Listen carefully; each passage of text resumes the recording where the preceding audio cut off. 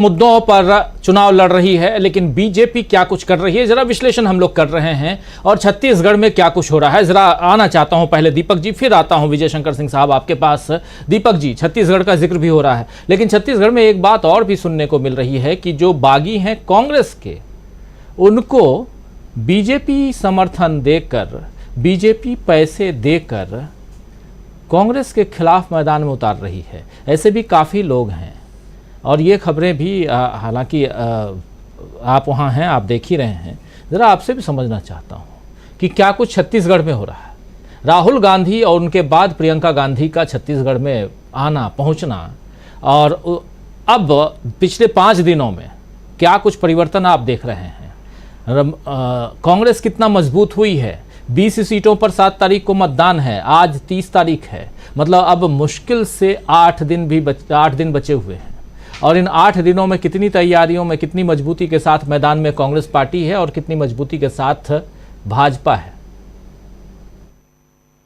राजू जी, देखिए, अगर केवल पैसे से सब कुछ हो जाता तो शायद 2018 में भी भारतीय जनता पार्टी के पास पैसों की कोई कमी नहीं थी। उसके बावजूद जो है वो यहाँ से कांग्रेस जीती ही है। कर्नाटक में भारतीय जनता पार्टी के पास कौन सी पैसे की कमी थी, और तो 40% उसके पास बाकी ठेकेदारों के मुकाबले एक्स्ट्रा पैसा हुआ करता था, वहां भी लेकिन कांग्रेस जीती है। तो मुझे लगता है कि ये छोटी मोटी जरूर चीजें होती रहती हैं। आपको याद होगा कि एक बार महासमुंद से जब अजीत जोगी लड़ रहे थे, उनके खिलाफ एक चंदूलाल साहू उम्मीदवार थे भारतीय जनता पार्टी के। अजीत जोगी ने ढूंढकर वोटर लिस्ट से 16 या 17 चंदूलाल साहू जो है उनको ढूंढा और उनको भी उम्मीदवार बनाया, और बाकायदे उनको दिया होगा, किसी को 5,000, किसी को 10,000, और कोई तो शायद ऐसे भी होंगे जो ऑटो रिक्शा से आने जाने का पैसा लेके भी उन्होंने अपना फॉर्म भर दिया होगा। तो ये सब बहुत छोटे छोटे टेक्टिक्स है। अभी कुछ दिन पहले आम आदमी पार्टी के देखिए यहाँ अरविंद केजरीवाल आ चुके हैं, उसके बाद भगवंत मान आ चुके हैं, और काफी आप पार्टी भी यहाँ पर कर रही है। उन्होंने भी कहा हर पार्टी जो है वो ठीक है कि अपने पैसे के हिसाब से करेगी, लेकिन मुझे नहीं लगता कि अब जिस प्रकार से एक ये जो बड़ी घोषणाएं हो रही हैं, देखिए राहुल गांधी की चर्चा हम कल तक कर चुके, प्रियंका गांधी आई है, उन्होंने 2-3 और घोषणाएं इस पे जुड़ गई हैं जिसपे ध्यान लोगों का कम गया है। अब ये किया गया है कि 200 यूनिट्स तक बिजली जो है वो फ्री कर दी जाएगी। दूसरा, एक और महत्वपूर्ण घोषणा की है कि सड़क दुर्घटना में अगर कोई व्यक्ति घायल होता है या आकस्मिक तरीके से कुछ भी होता है तो उसकी भी निःशुल्क जो है वो चिकित्सा का खर्च जो है वो पूरा का पूरा छत्तीसगढ़ की सरकार उठाएगी।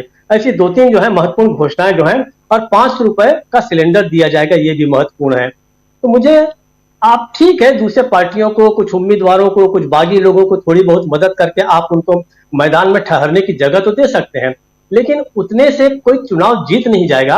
और खासकर ऐसी पार्टी के सामने जिसकी सरकार है और बहुत मजबूत सरकार है, और वो इतनी मजबूत है कि पूरे भारत में उस पार्टी की सबसे मजबूत सरकार है, मतलब भूपेश बघेल की सरकार।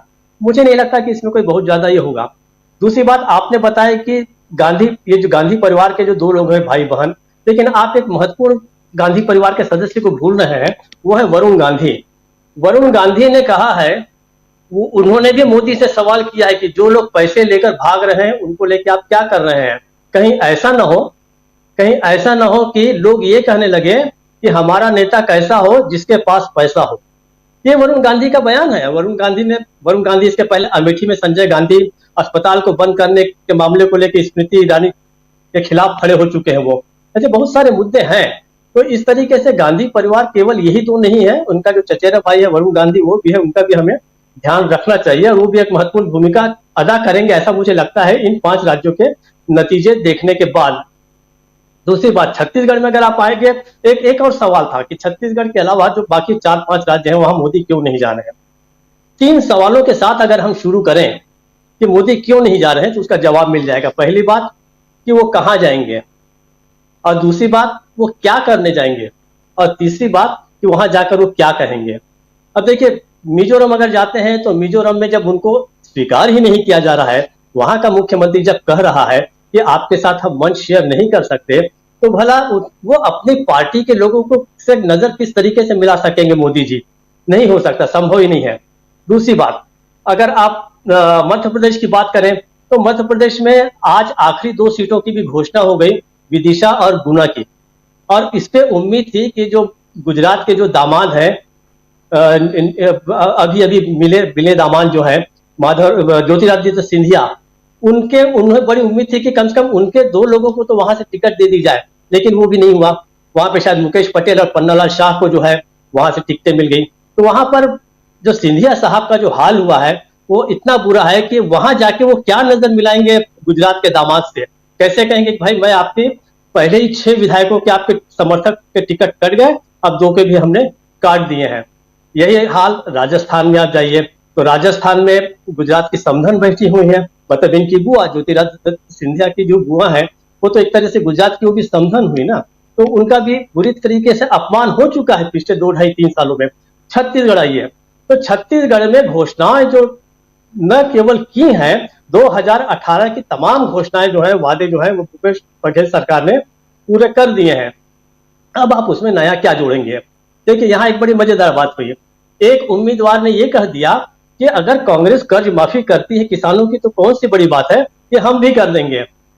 राजीव जी, यहाँ पर जो घोषणा पत्र समिति के अध्यक्ष हैं विजय बघेल, जो कि भूपेश बघेल के खिलाफ लड़ रहे हैं, उन्होंने उन्हें झाड़ लगाई और कहा कि कर्ज माफी हम लोग नहीं करेंगे। ये घोषणा आप सीधे सीधे क्यों कर रहे हैं, ये हमारे घोषणा पत्र में अभी तक तय नहीं हुआ है। तो कर्ज माफी की बात जो है वो भी करने की स्थिति में नहीं है। तो इन इतने सारी घोषणाओं के सामने अब नया क्या रह जाएगा? मोदी जी अगर आते भी हैं तो वो क्या कहेंगे? और तेलंगाना की बात आपको मालूम है कि हैदराबाद म्युनिसिपल काउंसिल के मामले में जिस तरीके से मोदी जी एक्सपोज हो गए, पूरी की पूरी भारतीय जनता पार्टी एक्सपोज हो गई, मुझे लगता है कि तेलंगाना भी जाने की वो स्थिति में है। इसलिए मुझे लगता है कि मोदी जी को अब कब आएंगे, कहाँ पे आएंगे, देखते हैं, और वो नई बात क्या करेंगे ये देखने वाली बात निश्चित रूप से होगी। बाकी छत्तीसगढ़ में जिस जो अच्छी स्थिति है वो हम देख ही रहे हैं। छत्तीसगढ़ के बारे में इतनी बातें हो चुकी हैं कि अब लोग इससे भी अब कह रहे हैं कि अब तेलंगाना और मिजोरम के बारे में क्या नया हो रहा है।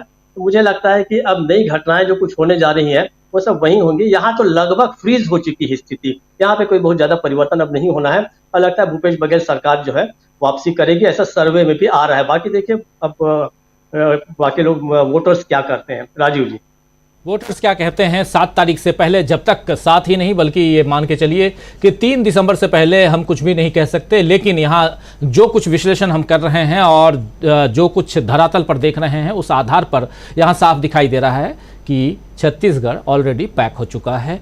कांग्रेस की तरफ छत्तीसगढ़ दिखाई दे रहा है, लेकिन छत्तीसगढ़ हो या राजस्थान हो या मध्य प्रदेश हो, तेलंगाना या मिजोरम हो, इन राज्यों के चुनावों में जो और उस पर जो हम विश्लेषण कर रहे हैं वो तो है ही। दूसरा विश्लेषण कि यहाँ से 2024, क्योंकि सबकी निगाहें 24 पर टिकी हुई हैं। कुछ लोग तो ये भी